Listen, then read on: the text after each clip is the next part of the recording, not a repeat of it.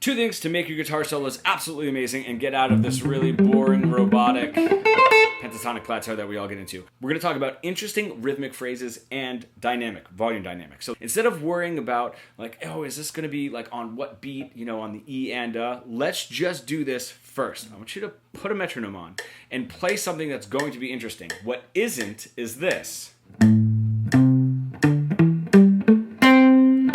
Get yourself moving. Tap your foot. Some notes on the foot tap, some notes not on the foot tap.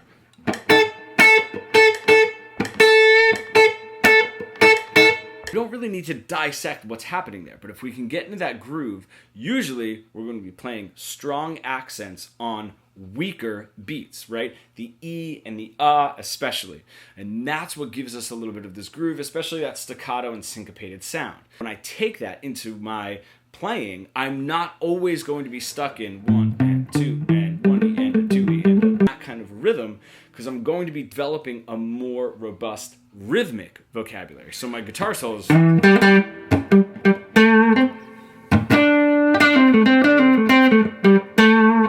going to sound a little bit more alive than just.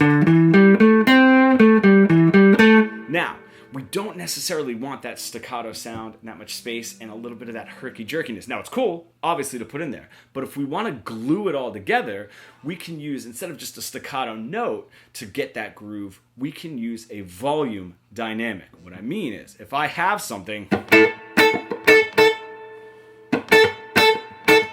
and I like those accents, I can take that into a 16th note alternate picking pattern.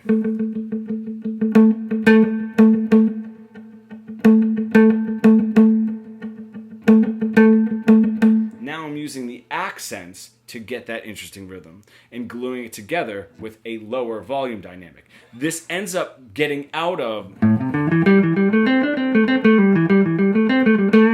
right? And I can get a little bit more rhythmic movement.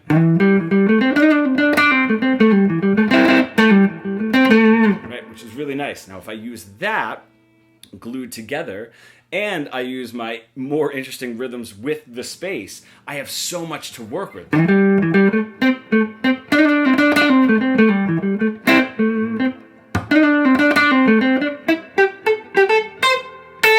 And there's going to be a lot more life in what it is that I'm playing instead of just. If you're an intermediate guitar player stuck in that boring robotic pentatonic plateau that we all get stuck into, and you want to bridge the gap between your creative ideas and what you're able to play, becoming fully fretboard fluent, comment pro below and we can get started.